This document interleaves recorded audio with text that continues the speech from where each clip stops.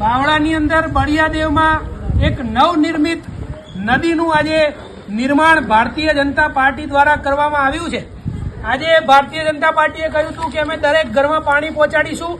આજે દરેક ઘરમાં બળિયાદેવમાં પાણી છે। લોકો એવું કહેતા હતા અમારે પીવાનું પાણી નથી મળતું, પીવાનું પાણી છે, સાથે સાથે આખા ઘરમાં પાણી છે। ભ્રષ્ટાચારે માજા મૂકી છે।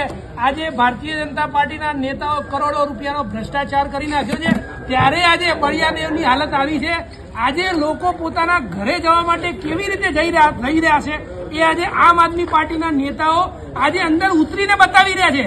આજે ભારતીય જનતા પાર્ટીના કોઈ નેતામાં હિંમત હોય તો અહીંયા બાવળાના બળિયાદેવ વિસ્તારમાં આવે અને લોકોને બતાવે કે આજે અમે શું કર્યું છે। આ કામ ભારતીય જનતા પાર્ટીએ ગુજરાતમાં છેલ્લા 30 વર્ષમાં કર્યું છે। આજે તકલીફ અને વેદના એ છે કે ભારતીય જનતા પાર્ટીના નેતાઓ અભણ છે તો બધાને ખબર છે, પરંતુ જે નેતાઓ ભણેલા ગણેલા છે એ પણ તાળીઓ વગાડે છે। ત્યારે હવે ભારતીય જનતા પાર્ટીનું કાઉન્ટડાઉન શરૂ થઈ ગયું છે।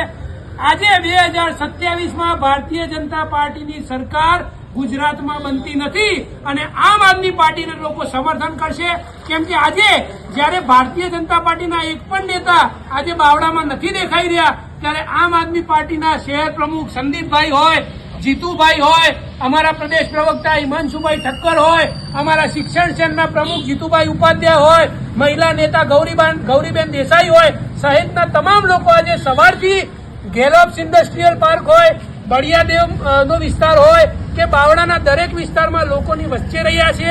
આજે અહીંયા રહેતા લોકોને આજે કમ્યુનિટી હોલમાં શિફ્ટ કરવા પડ્યા છે।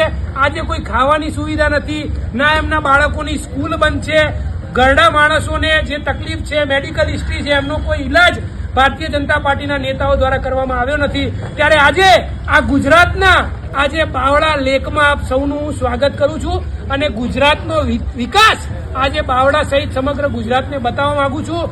હવે ગુજરાતની જનતાએ આત્મા જગાડવો પડશે અને 30 વર્ષ પછી હવે ભારતીય જનતા પાર્ટીને ઘર ભેગી કરવાનો સમય આવી ગયો છે। જય જય ગરવી ગુજરાત, જય હિન્દ, જય હિન્દ, જય ભારત।